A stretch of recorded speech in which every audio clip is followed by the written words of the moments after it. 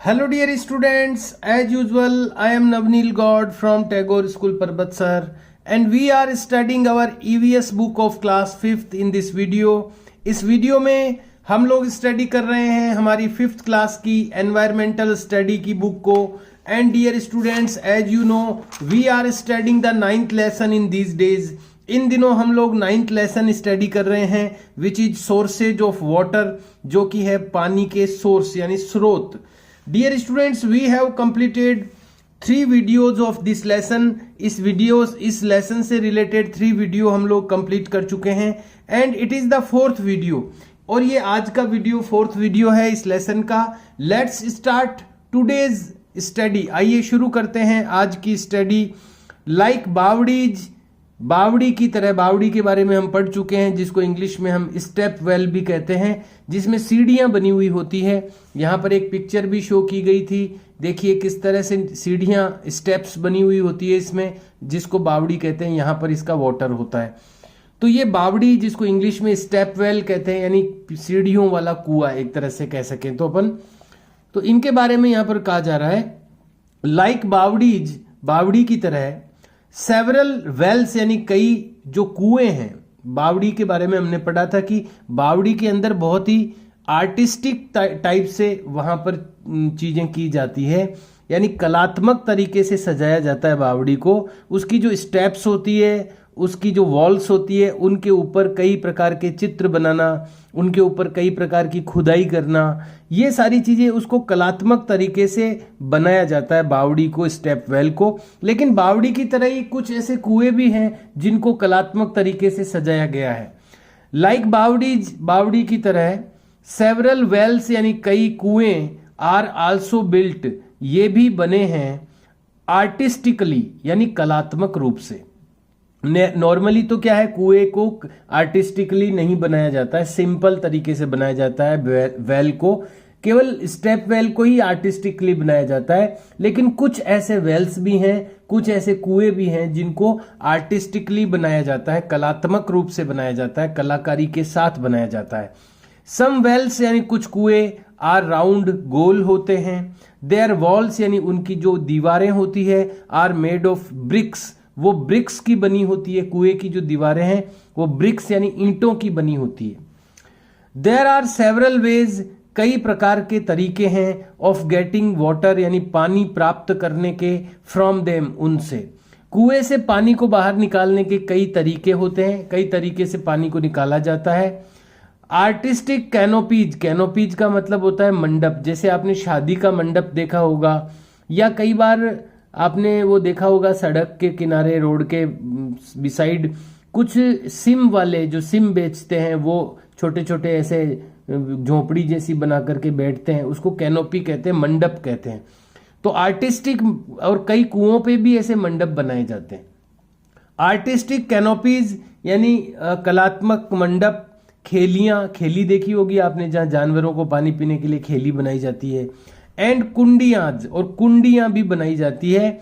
Are also made, ये भी बनाई जाती हैं. ऑन देयर किसके लिए आया, वेल्स यानी कुओं की दीवारों पर. ऑन देयर स्क्वायर प्लेटफॉर्म, कुओं के चारों ओर एक चौकोर प्लेटफॉर्म बना दिया जाता है कहीं कहीं पर, और उस प्लेटफॉर्म के अंदर खेली बना देते हैं, कुंडी बना देते हैं जानवरों के पानी पीने के लिए. कैनोपीज यानी बीच में उसके मंडप बना देते हैं कुएं के ऊपर. ऐसी चीजें भी कई कुओं पर देखने को मिलती है, और ऐसे कलात्मक कुएं यानी आर्टिस्टिक वेल्स भी हमें देखने को मिलते हैं.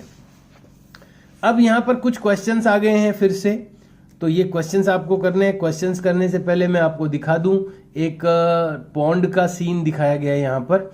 इसमें लोग नहा रहे हैं, अपने जानवरों को भी नहला रहे हैं. इधर देख सकते हैं आप, एक बच्चा है जो कि भैंसे तैर रही है, इसमें दिख रहे हैं आपको ब्लैक, ये सब बफेलोज हैं. तो ये बफेलोज को नहलाया जा रहा है. सीन ऑफ पॉन्ड्स यानी तालाबों का सीन, तालाबों का दृश्य यहाँ पर दिखाया गया है. दोनों ही जो तालाब है उनमें किसी में एक में तो एनिमल्स बैद कर रहे हैं, और सेकंड में मैन और एनिमल दोनों ही बात ले रहे हैं. तो ये यहाँ पर एक पॉन्ड्स का सीन दिखाया गया है. इसके बेसिस पर कुछ क्वेश्चंस भी आएंगे. तो ये क्वेश्चन आपको जो करने हैं उसमें कैप्शन लिखना है, थिंक एंड टेल, सोचें और बताएं.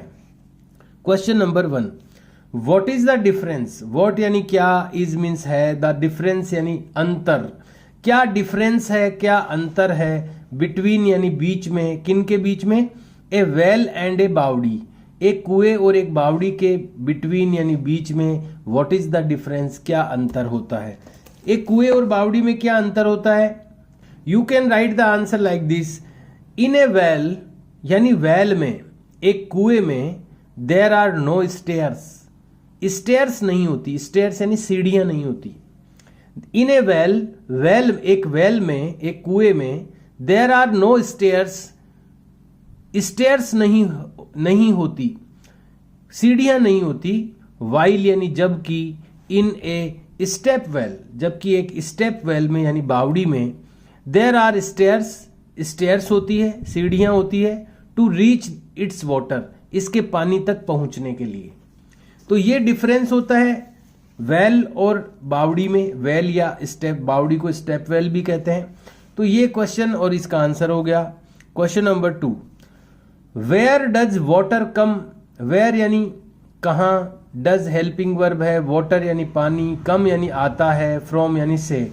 पानी कहाँ से आता है? इन ए वेल, एक कुएं में। एक वेल में पानी कहाँ से आता है? आप आंसर लिख सकते हैं, इट कम्स, ये आता है, from the sources of water, पानी के स्रोतों से। सोर्सेज यानी स्रोतों, ऑफ वाटर यानी पानी के, ये आता है पानी के स्रोतों से। बेनेथ यानी जो कि नीचे होते हैं, बेनेथ यानी नीचे होते हैं, वो स्रोत जो पानी के जो नीचे होते हैं। द अर्थ सरफेस यानी धरती की सतह के, अर्थ यानी धरती की, सरफेस यानी सतह, अर्थ की सरफेस के जो बेनेथ यानी नीचे की तरफ जो वाटर के सोर्सेज होते हैं, पानी के स्रोत होते हैं, वहां से कुएं में पानी आता है।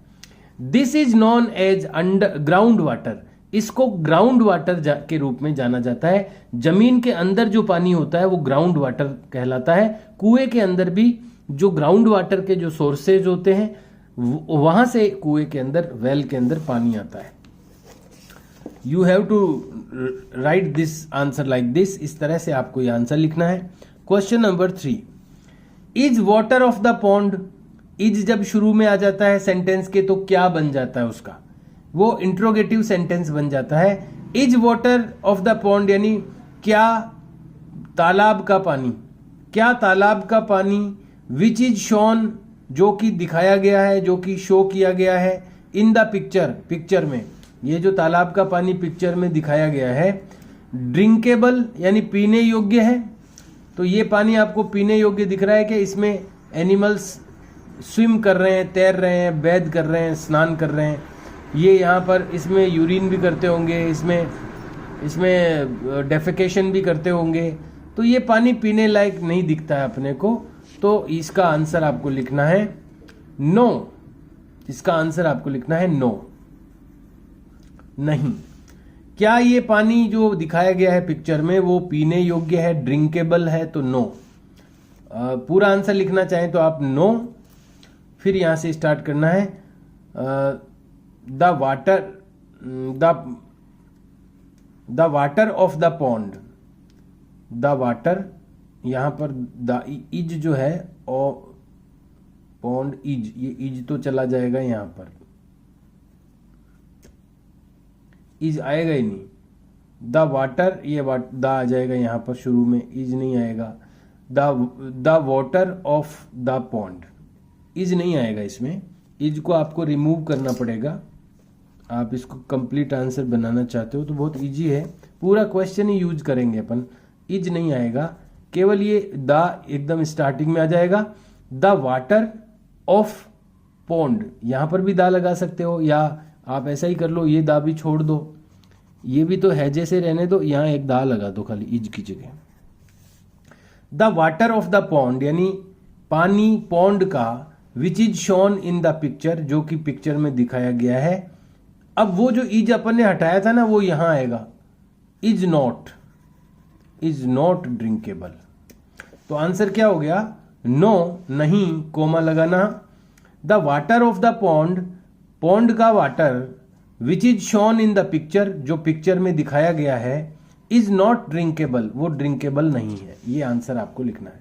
Question number 4, what are the reasons, reasons यानी कारण, क्या कारण है। What are the reasons means क्या कारण है, क्या रीजन्स हैं। ड्यू टू यानी जिनके कारण, विच, ड्यू टू विच जिनके कारण, the sources of portable water, देखो पोर्टेबल का मतलब पीने योग्य होता है, ड्रिंकेबल का मतलब भी पीने योग्य होता है और पोर्टेबल का मतलब भी पीने योग्य होता है। फिर से पढ़ेंगे, व्हाट आर द रीजन्स, क्या वो रीजन्स हैं, क्या वो कारण हैं। ड्यू टू विच जिनके कारण, the sources of portable water यानी पीने योग्य पानी के स्रोत, आर बिकमिंग यानी बन रहे हैं, पॉल्यूटेड यानी प्रदूषित। वो कौन से कारण हैं जिनके कारण पीने के योग्य जो पानी है उसके जो सोर्स है वो पॉल्यूटेड हो रहे हैं यानी प्रदूषित हो रहे हैं, गंदे हो रहे हैं। तो आप इसका आंसर इस तरह से लिख सकते हैं, due to bathing of animals, bathing यानी स्नान करना, एनिमल्स यानी जानवरों का, ड्यू टू यानी कारण से, जानवरों के स्नान करने के कारण से, due to bathing of the animals यानी एनिमल्स के बाथिंग के ड्यू टू यानी कारण से। वॉशिंग ऑफ क्लॉथ्स यानी वॉशिंग यानी धोना, ऑफ क्लॉथ्स यानी कपड़ों के धोने के कारण। थ्रोइंग ट्रैश यानी कचरा फेंकने से। Throwing of dead bodies of animals, throwing यानी फेंकने से, the dead bodies of animals यानी जानवरों की मृत शरीर फेंकने से। Not to maintaining proper cleanliness, और प्रॉपर यानी ठीक तरीके से, क्लीनलीनेस यानी सफाई को, नॉट टू मेंटेन यानी नहीं मेंटेन करने से, यानी ठीक से सफाई को नहीं मेंटेन करने से मतलब ठीक से सफाई नहीं रखने से।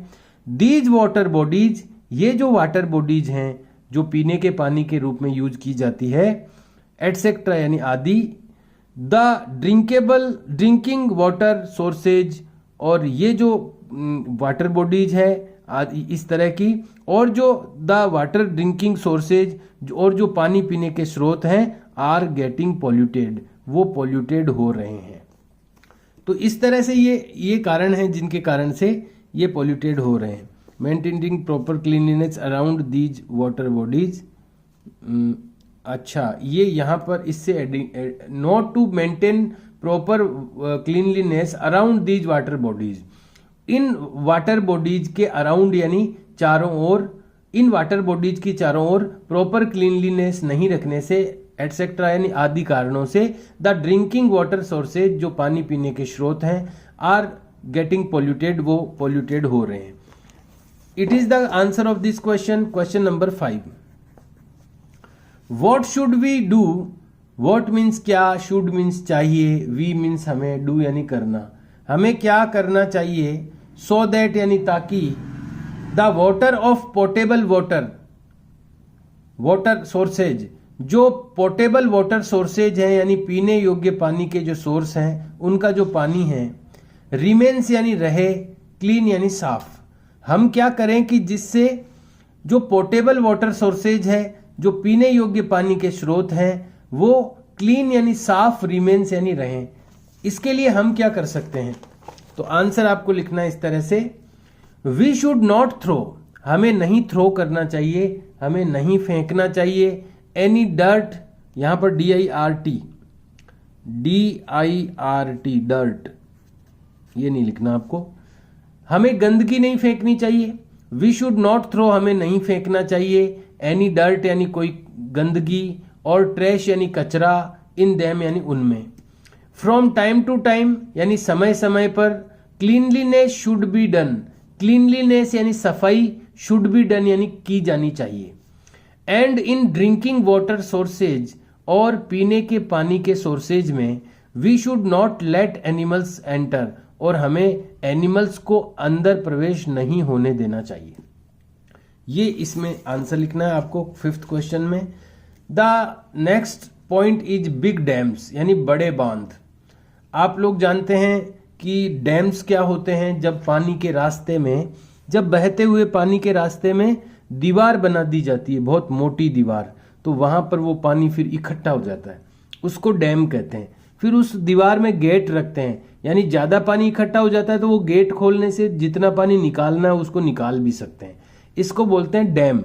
अपने पर्वतसर में भी डैम है, यहाँ पीर जी का नाका डैम कहते हैं उसको। अपन जाते हैं अजमेर की तरफ तो गोदामों से पहले ही आता है राइट साइड में। तो मैं आपको एक पिक्चर भी दिखाना चाहता हूँ। ये देखो, ये दीवार है, उधर पानी इकट्ठा हो रखा है, इधर गेट बने हुए हैं ये, तो गेटों में से देखो पानी निकल रहा है, उस साइड में पानी इकट्ठा हो रखा है, इसको डैम कहते हैं। तो बड़े डैम के बारे में, बिग डैम यानी बड़े बांध, बड़े बांधों के बारे में यहाँ बताया गया है। टू मीट यानी पूरा करने के लिए, द नीड ऑफ वाटर यानी पानी की आवश्यकता को, वाटर की नीड यानी पानी की आवश्यकता को मीट यानी पूरा करने के लिए, फॉर द ईवर इंक्रीजिंग पॉपुलेशन अभी भी बढ़ रही जनसंख्या के लिए, ईवर यानी अभी भी, इंक्रीजिंग यानी बढ़ रही, पॉपुलेशन यानी जनसंख्या, लगातार जो बढ़ रही जनसंख्या है उसके लिए जो पानी की नीड है, उसके लिए जो पानी की आवश्यकता है, टू मीट यानी उसको पूरा करने के लिए, बिग डैम्स यानी बड़े बांध, ऑन रिवर्स यानी नदियों पर, रिवर्स पर बड़े बांध, आर बीइंग बिल्ट वो बनाए जा रहे हैं। फॉर एग्जाम्पल उदाहरण के लिए, डैम ऑन माही रिवर, माही नदी पर एक डैम बना हुआ है, इन बांसवाड़ा यानी बांसवाड़ा में, एंड ऑन चंबल रिवर, और चंबल जो नदी है इन कोटा में चंबल नदी पर डैम बना हुआ है। दीज आर यूज्ड ये उपयोग किए जाते हैं फॉर इलेक्ट्रिसिटी जनरेशन। देखो डैम्स का यूज किस किस में होता है ये बताया जा रहा है, ये क्वेश्चन भी आएगा आगे। इट इज यूज्ड, ये जो डैम्स हैं वो यूज किए जाते हैं फॉर इलेक्ट्रिसिटी जनरेशन यानी बिजली पैदा करने के लिए, इरिगेशन यानी सिंचाई करने के लिए, एंड ड्रिंकिंग वाटर और पीने के पानी के लिए। ये तीन प्रकार से इस पानी को उपयोग किया जाता है।